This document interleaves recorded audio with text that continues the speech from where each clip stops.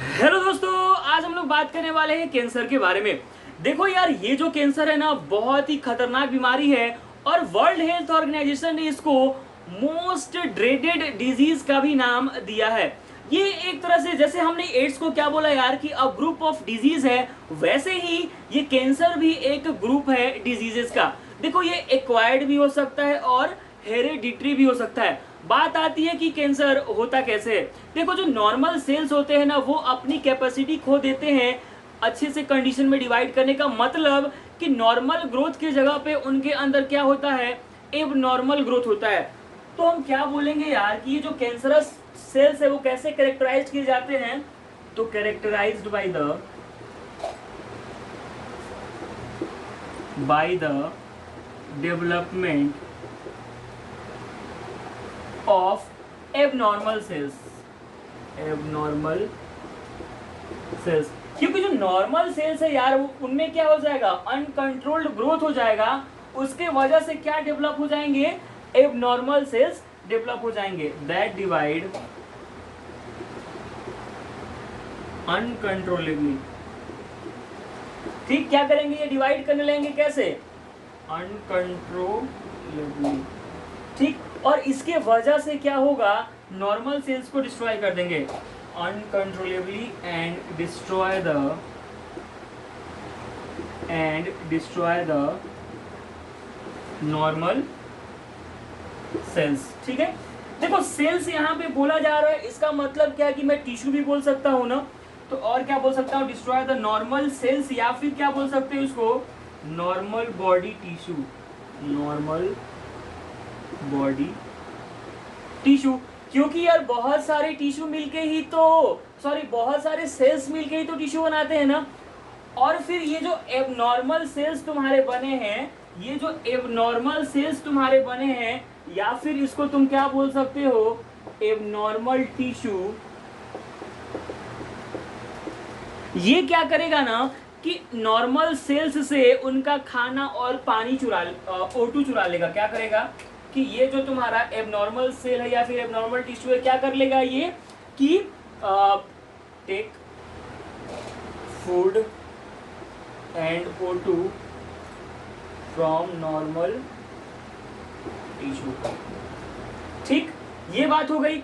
और क्या हो जाएगा उसके वजह से, और जब ये नॉर्मल सेल्स का एबनॉर्मल सेल या फिर नॉर्मल टिश्यू का एबनॉर्मल टिश्यू खाना और गैस ही चुरा लिया, तो वो जिंदा क्यों रहेगा, तो वो क्या हो जाता है, नॉर्मल सेल्स या फिर नॉर्मल टिश्यू क्या हो जाते हैं, इसके वजह से नॉर्मल जो टिश्यू होते हैं या फिर नॉर्मल सेल्स होते हैं वो क्या हो जाते हैं, डिस्ट्रॉय हो जाते हैं। ठीक, तो ये रही अभी तक की कहानी किसके बारे में, कैंसर के बारे में।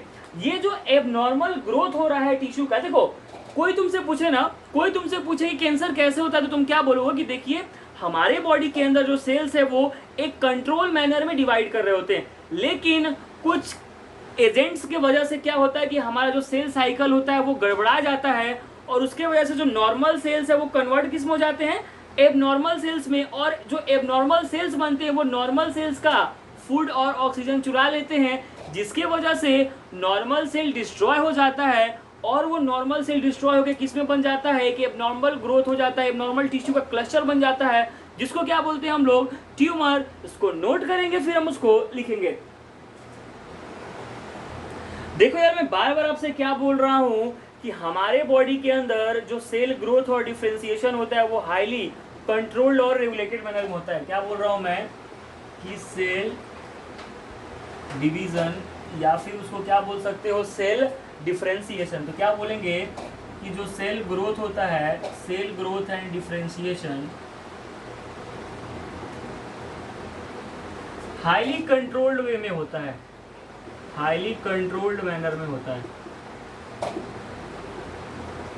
ठीक, हाईली कंट्रोल्ड मैनर या फिर रेगुलेटेड मैनर बोल सकते हो, रेगुलेटेड।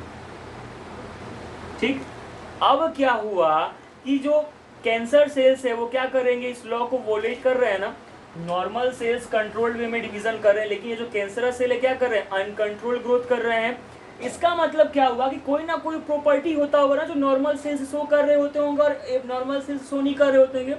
तो एक प्रॉपर्टी है जिसका नाम क्या है, एक प्रॉपर्टी इसका नाम है कांटेक्ट इनहिबिशन। क्या नाम है? Contact inhibition. ये कांटेक्ट इनहिबिशन का पावर जिस सेल में भी खत्म हो जाएगा वो सेल किस में कन्वर्ट होने लगेंगे? ट्यूमर्स में कन्वर्ट होने लगेंगे, मतलब कैंसरस सेल में कन्वर्ट होने लगेंगे। अब ये कांटेक्ट इनहिबिशन है क्या?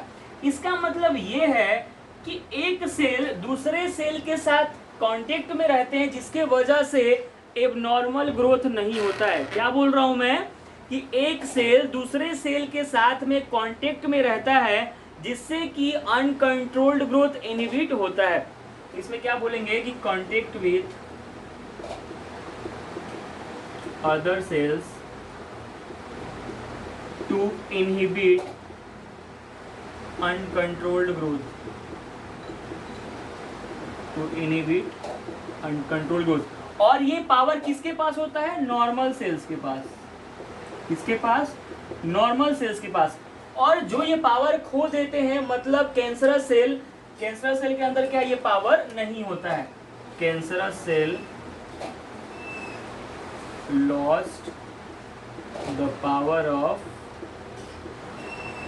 Contact inhibition. तो जिस सेल के अंदर कांटेक्ट इनहिबिशन का पावर खत्म हो गया, मतलब वो अनकंट्रोल ग्रोथ कर सकता है, और वही कौन से सेल हो जाते हैं? हमारे कैंसरस सेल। और उसके वजह से क्या हो जाता है यार? कैंसरस सेल कंटिन्यूली डिवाइड करते रहते हैं और बहुत ज्यादा सेल्स को प्रोड्यूस कर देते हैं। इसको हम लोग क्या बोलते हैं? ट्यूमर। तो मैं लिख दे रहा हूं इस बात को भी, as a result cancerous cell continuously divide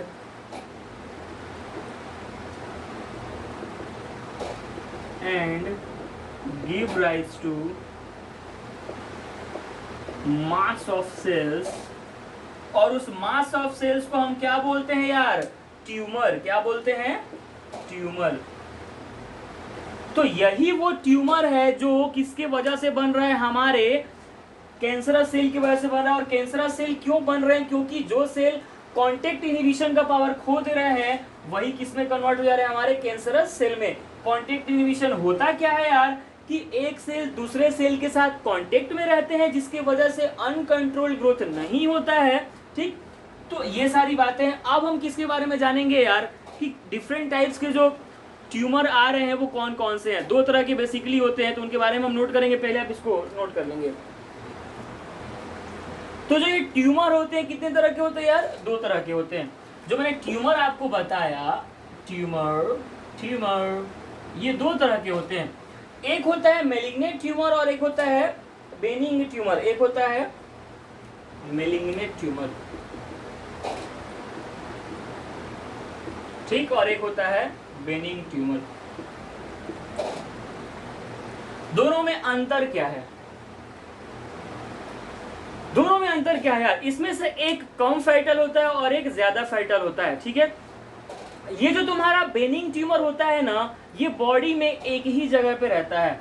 मतलब इसको हिंदी में भी लिख दे रहा हूं मैं, क्या? एक ही जगह पर रहता है। इंग्लिश में बोले तो डू नॉट स्प्रेड। सिंपल सा।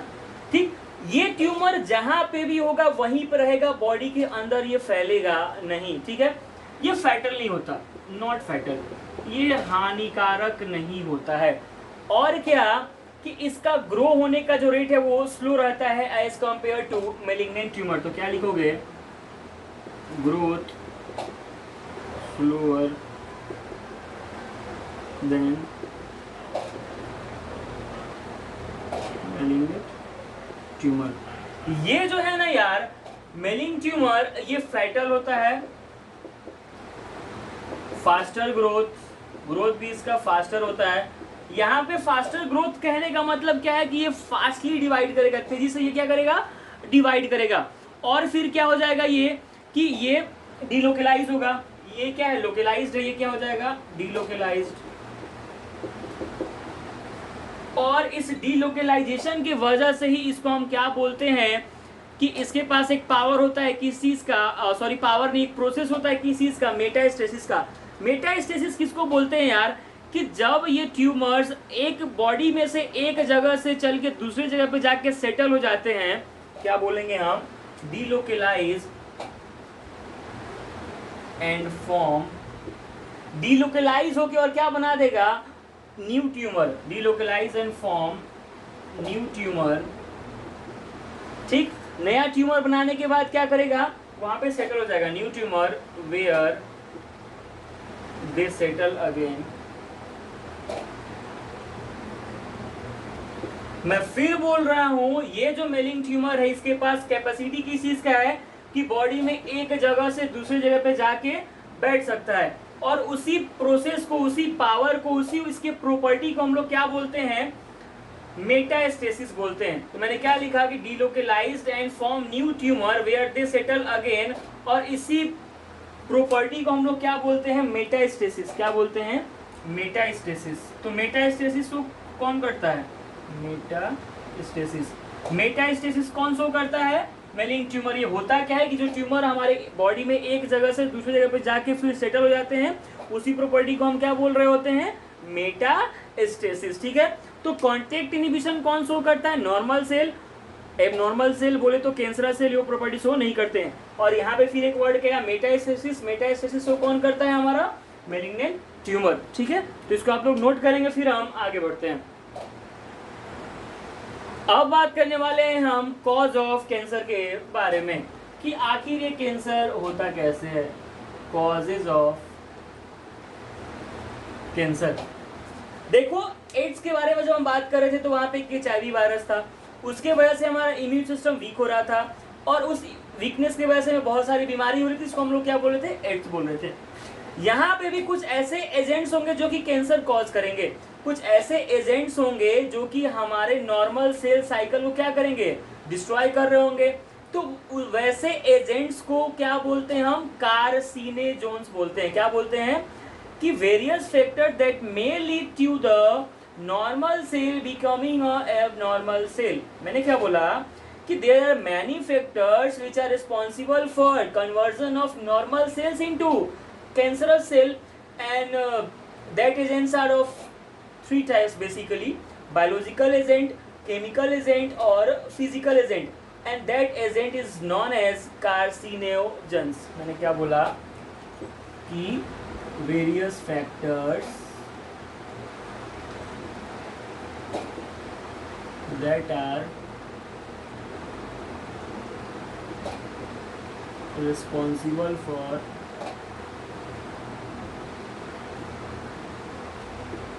conversion of normal cells into cancerous cell। ठीक है, और that agents are responsible for what, irregular cell cycle, और उसी एजेंट्स को हम लोग क्या बोलते हैं यार, कार्सिनोजेंस। तो कैंसर किसके वजह से होता है, कार्सिनोजेंस के वजह से होता है। कैंसर किसकी वजह से होता है, कार्सिनोजेंस के वजह से होता है। अब ये कार्सिनोजेंस फिजिकल भी हो सकते हैं, केमिकल भी हो सकते हैं, और बायोलॉजिकल भी हो सकते हैं। तो इसको आप नोट कर लेंगे, फिर मैं इसको मिटा के लिख रहा हूँ। वीडियो पॉज करके आप लोग नोट कर लेंगे, हालांकि बीच बीच में मैं थोड़ा बकवास लिखते रहता हूँ, आदत है यार।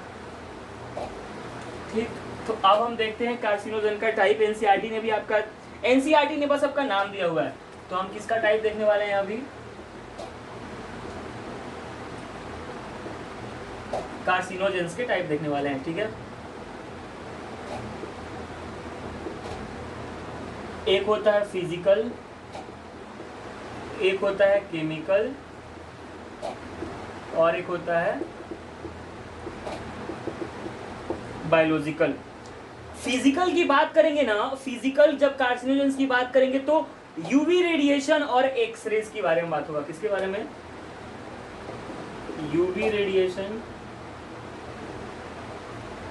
और एक्सरेज के बारे में हम बात कर रहे होंगे। ये जो यूवी रेडिएशन है ना, इसकी वजह से हमारा डीएनए डैमेज हो जाता है। ये जो यूवी रेडिएशन है ये क्या करता है, डैमेजेस डीएनए, और जैसे डीएनए डैमेज होगा यार, उसके अंदर हल्का सा म्यूटेशन होगा तो कांड होना शुरू हो जाएगा। ठीक। दूसरा हमारा क्या है, केमिकल एजेंट्स। केमिकल एजेंट्स में जैसे फेमस क्या है, फिर यहाँ पे मैं बोलूंगा धूम्रपान निषेध है। जो भी स्मोकिंग करते हैं ना, उनके स्मोक जो सिगरेट पी रहे होते हैं उनके अंदर कुछ केमिकल्स प्रेजेंट होते हैं, उसकी वजह से लंग कैंसर भी हो सकता है। जैसे सिगरेट के अंदर क्या प्रेजेंट होता है यार, सिगरेट के अंदर तुम्हारा बेंजोपायरिन प्रेजेंट होता है। क्या प्रेजेंट होता है, बेंजोपायरिन, बेंजोपायरिन। फिर प्रेजेंट होता है एक्रोलीन। एक और केमिकल प्रेजेंट होता है, इसको हम लोग क्या बोलते हैं, नाइट्रोसामाइंस, नाइट्रोसामाइंस। ये केमिकल प्रेजेंट होता है किसके अंदर, लंग्स के, सॉरी सिगरेट के अंदर, और उसके वजह से तुम्हें क्या हो सकता है, लंग कैंसर हो सकता है। इसकी वजह से क्या हो सकता है, तुम्हें लंग्स कैंसर हो सकता है। ठीक है। और क्या एजेंट है यार, बायोलॉजिकल एजेंट भी होते हैं। बायोलॉजिकल एजेंट मतलब क्या है, जैसे फीमेल्स के अंदर अगर एस्ट्रोजन का अमाउंट ज्यादा हो जाए, मतलब सिंपल सा कहने का मतलब क्या है कि अगर एस्ट्रोजन इम्बैलेंस हो जाता है तो उससे उनको ब्रेस्ट कैंसर हो जाता है। तो क्या लिखेंगे हम यहाँ पे भी, oestrogen imbalance can cause breast cancer. देखो मैंने आपको ये बताना चाहा है क्या कि जो कार्सिनोजेंस होते हैं तीन तरह के होते हैं, फिजिकल, केमिकल, बायोलॉजिकल। जो एग्जाम में आपके क्वेश्चन पूछता है मैंने बस उसी पॉइंट्स को लिखा है। बायोलॉजिकल से आपके एग्जाम में एस्ट्रोजन के बारे में पूछता है, हालांकि एनसीईआरटी ने इसको डायरेक्ट वे में नहीं लिखा है, लेकिन इनडायरेक्टली एनसीईआरटी ने क्या लिखा है पता है तुम्हें, कि carcinogens may be of physical, chemical और बायोलॉजिकल, बस इतना लिखो, उसने छोड़ दिया है। लेकिन आपको इतना तो ध्यान में रखना ही होगा कि सिगरेट वाले से क्या होता है, लंग्स कैंसर, इसके वजह से ब्रेस्ट कैंसर, और फिजिकल वाले की वजह से क्या होता है, डीएनए डैमेज होता है यूवी रेडिएशन और एक्सरेज के वजह से। ठीक है, इसको आप नोट करेंगे। अभी फिर हम देखने वाले हैं टाइप ऑफ कैंसर के बारे में। वीडियो पॉज करके इसको आप नोट करेंगे। ठीक है, मैं मिटा रहा हूँ। जितनी दफा देखूं तुम्हें धड़के जोरों से, ऐसा तो कभी होता नहीं के गैरों से। नॉर्मल सेल्स, सिर्फ नॉर्मल सेल्स को यही गाना सुना रहे हैं। ठीक है, मैं यार थोड़ा इंक डाल लेता हूँ। देखो यार, ये जितना भी मैं टॉपिक्स आपको पढ़ा रहा हूँ ना डिजीज की, ये मैं इसलिए पढ़ा रहा हूँ ताकि आपका जो, जैसे मान लो ये 12th का चैप्टर है ह्यूमन हेल्थ एंड डिजीज, तो ये आपके कोई भी एंट्रेंस एग्जाम दोगे ना तो उसमें डिजीज से क्वेश्चन पूछता ही पूछता है। ठीक है, तो आपको पहले से ही वेल प्रिपेयर्ड रहना है कि हमारे एग्जाम में पूछा जा सकता है। यार मेरे को ब्लैक जो है ना बहुत पसंद है, ब्लैक इंक से लिखने में मजा आता है। देखो यार, वीडियो अगर अच्छा लग रहा हो तो वीडियो को लाइक करना है, चैनल सब्सक्राइब नहीं किया है तो चैनल को सब्सक्राइब भी कर लेना। क्या जाता है यार, नोटिफिकेशन वो घंटा वंटा दबाने की कोई जरूरत नहीं है। अगर तुम्हें वीडियो अच्छा लगता है तुम देखोगे ही यार, है कि नहीं। तो आगे बढ़ते हैं और हम देखते हैं किसके बारे में, टाइप ऑफ कैंसर। किसके बारे में देखने वाले हैं, टाइप ऑफ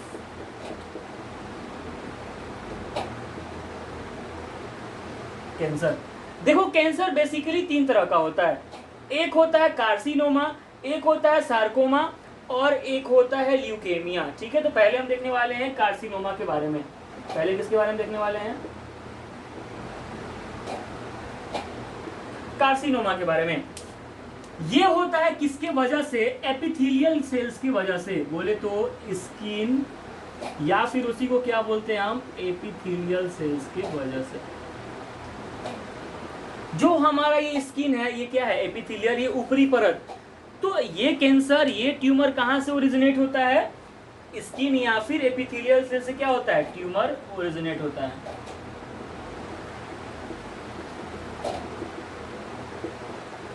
ठीक है, देखो अगर तुम नोट्स बना रहे होगे ना तो एक पेज में क्या करना है कि टाइप ऑफ कैंसर लिख के इधर कार्सिनोमा कर देना, बीच में लिख देना सार्कोमा, इधर ल्यूकेमिया। ठीक है, मेरा बोर्ड छोटा है इसलिए मैं एक एक करके आपको बता रहा हूँ। ये जो है ना, ये कैंसर का ये टाइप जो कार्सिनोमा है, ये मोस्ट कॉमन है। 85% जो कैंसर होते हैं ना इसी कैटेगरी में आते हैं, मोस्ट कॉमन।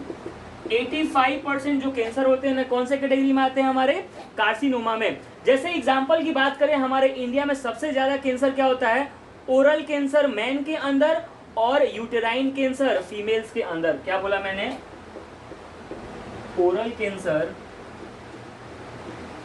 ये जितने तंबाकू चबाते रहते हैं ना, खैनी वैनी खाते रहते हैं, ये सब oral cancer. Oral cancer in male and uterine cancer. ये क्वेश्चन कभी कभी पूछा जाता है आपसे कि इंडिया के अंदर फीमेल्स के अंदर और मेल्स के अंदर कौन सा कैंसर ज्यादा होता है। तो मेल के अंदर ओरल कैंसर और फीमेल के अंदर uterine cancer in female is more common in India. हमारे देश के अंदर मोर कॉमन इन इंडिया। ठीक है बात ये।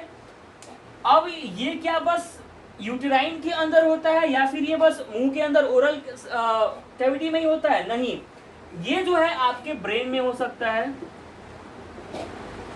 ठीक, ब्रेन में भी हो सकता है, लंग में हो सकता है, सर्वाइकल में हो सकता है, ब्रेस्ट में भी हो सकता है। ब्रेन, लंग्स, सर्वाइकल और ब्रेस्ट, ठीक। तो ये यहाँ भी ये कार्सिनोमा हो सकता है, ठीक है। तो इसके बारे में इतना ही ध्यान रखना है यार, ठीक है। कहाँ से ओरिजिनेट होता है? स्किन या फिर एपिथेलियल सेल से, ज़्यादा ओरल मेल में, यूटेराइन फीमेल में, ब्रेन में हो सकता है, लंग्स में हो सकता है, सर्वाइकल में हो सकता है, ब्रेस्ट में हो सकता है, ठीक है। इसको नोट करेंगे, फिर हम देखते हैं किसके बारे में, सार्कोमा और ल्यूकेमिया के बारे में, ठीक है। तो वीडियो पॉज करके इसको आप नोट करेंगे।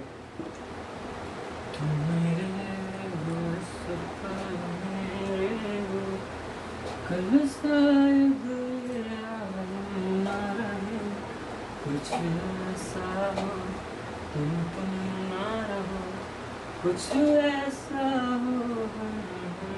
तो अब देखते हैं किसके बारे में, कार्सिनोमा के बारे में हमने देख लिया। अब देखते हैं हम सार्कोमा के बारे में।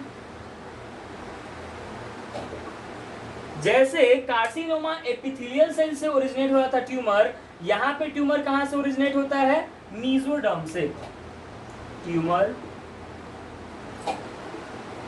Originate from mesoderm. कहाँ से ओरिजिनेट होता है? मीजोडर्म से ओरिजिनेट होता है, ठीक। ये कैंसर कहाँ कहाँ पे होता है? मोर बोन का जो कैंसर होता है ये इस कैटेगरी में आता है, बोन कैंसर। मसल का कैंसर, ठीक है, बोन कैंसर, मसल का कैंसर, और जो तुम्हारा लिम्फ नोड का कैंसर होता है ना, ये इसी में आता है। लिम्फ नोड का कैंसर भी किस में आ जाता है? तुम्हारे सार्कोमा में, ठीक। थर्ड हमारा क्या था? ल्यूकेमिया। थर्ड तुम्हारा क्या है? ल्यूकेमिया, ठीक। ल्यूकेमिया कैंसर किस चीज में होता है यार? Cancer of white blood cell. Leukaemia को क्या बोलते हैं? Cancer of WBC, white blood cell. Number increase कर जाता है, उसकी वजह से क्या है? सेल्स, तो उसको हम लोग क्या बोलते हैं? ल्यूकेमिया। और ये चिल्ड्रेन के अंदर मोस्ट कॉमन ये कैंसर है, most common cancer in children, most common cancer in children, ठीक है। तो याद रखना है आपको क्या, कि ल्यूकेमिया कौन सा का टाइप है, कि व्हाइट ब्लड सेल के कैंसर को हम क्या बोलते हैं? ल्यूकेमिया, ठीक है। तो इतना आप इसको नोट करेंगे। अब देखते हैं हम यार कि इनका मैकेनिज्म क्या है। ये जो हमारे कैंसरस सेल है आखिर ये बने कैसे? देखो हमारे सेल्स के अंदर क्या प्रेजेंट था? प्रोटो ऑन्कोजीन्स प्रेजेंट होते हैं, जो कोड किसके लिए करते हैं? प्रोटीन्स के लिए, जो हमारे सेल साइकिल में हेल्प करते हैं, ठीक है। इनके अंदर क्या हो जाता है? कुछ म्यूटेशन हो जाता है और उसके वजह से ये कन्वर्ट किस में हो जाते हैं? ऑन्कोजीन्स में।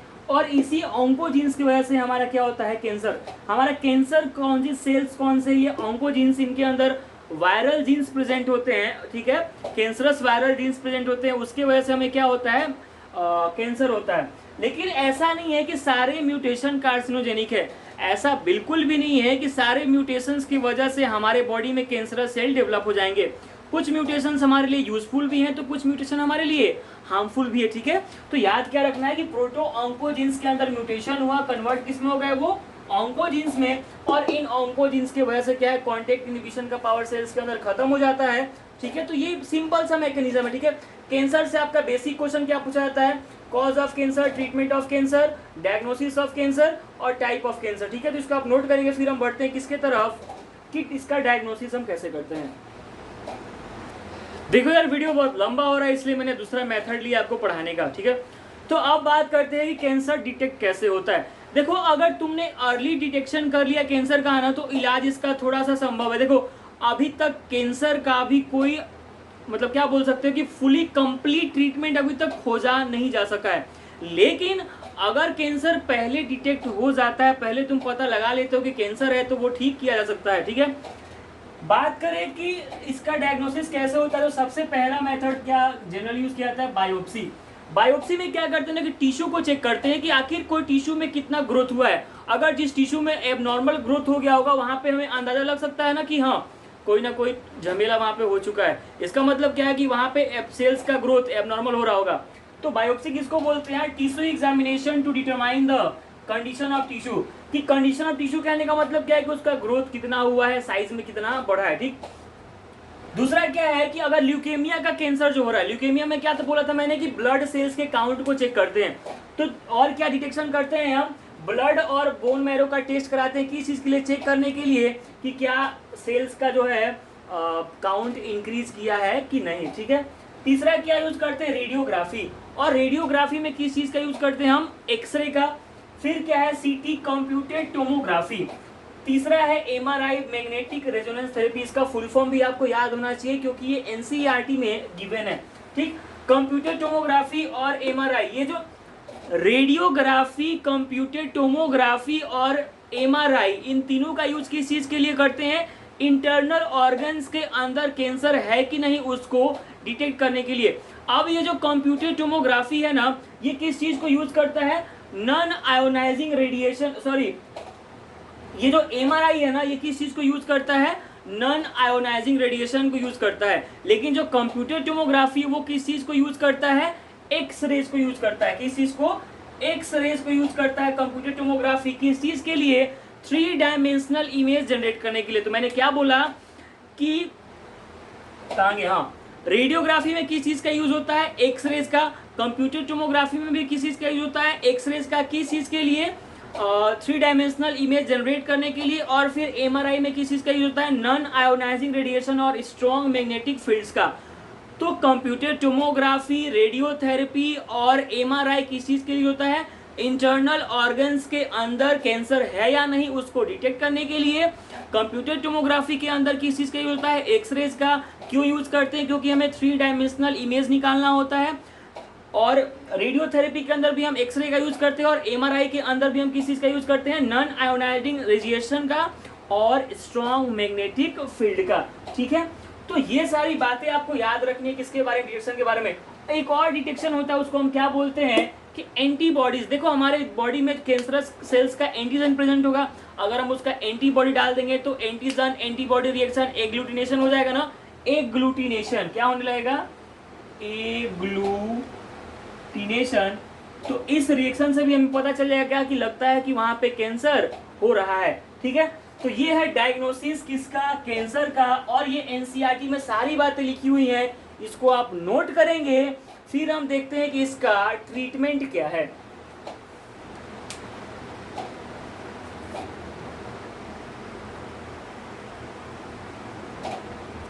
और अब बात करें हम इसके ट्रीटमेंट के बारे में, तो सबसे पहला ट्रीटमेंट क्या हो सकता है यार, सर्जरी कर दो। जो भी ट्यूमर सेल्स है या फिर जो कैंसरस सेल्स है उसको रिमूव कर दो, बॉडी से निकाल के फेंक दो। या फिर रेडियोथेरेपी, एक्स रेज के हेल्प से हम उसको क्या करते हैं, हटा देते हैं। X rays are use to destroy the rapidly dividing cells. फिर तीसरा मेथड क्या हो सकता है, कीमोथेरेपी, केमिकल्स के यूज से उसको हटा दो। फिर चौथा क्या है, इम्यूनोथेरेपी, मोनोक्लोनल एंटीबॉडीज के हेल्प से, जैसे कि एंटीजन्स प्रेजेंट है उनके अंदर एंटीबॉडी डाल दो, रिएक्शन करा के बाहर निकाल दो। तो इम्यूनोथेरेपी की वजह से भी कर सकते हो। और कुछ ड्रग्स जो होते हैं वो क्या करते हैं, डीएनए सिंथेसिस को डिस्ट्रॉय कर देते हैं। और डीएनए सिंथेसिस जब डिस्ट्रॉय हो जाएगा, स्टॉप हो जाएगा, तो न्यूली सेल्स जो बनते हैं वो नहीं बन पाएंगे, ठीक है। तो ये कुछ ट्रीटमेंट है। ट्रीटमेंट के बारे में आपको याद रखना, रेडियोथेरेपी, एनसीईआरटी ने क्या लिखा है, रेडियोथेरेपी, कीमोथेरेपी, सर्जरी, इम्यूनोथेरेपी, लेकिन क्या कैसे होता है ये सब नहीं लिखा है। तो मैंने आपको ये बता दिया है, ठीक है। तो आज की वीडियो में बस इतना ही यार, अगले वीडियो में मिलते हैं किसी और डिजीज के साथ। तब तक के लिए कोई डाउट हो कमेंट सेक्शन में जाए अपना डाउट पूछें। और अभी तक चैनल को सब्सक्राइब नहीं किया है, चैनल को सब्सक्राइब करें। वीडियो अच्छा लगा हो तो लाइक करें, शेयर करें। तो मिलते हैं अगले वीडियो में, तब तक के लिए पढ़ते रहिए, हंसते रहिए, मुस्कुराते रहिए और देखते रहिए खुश bio academy. All the best.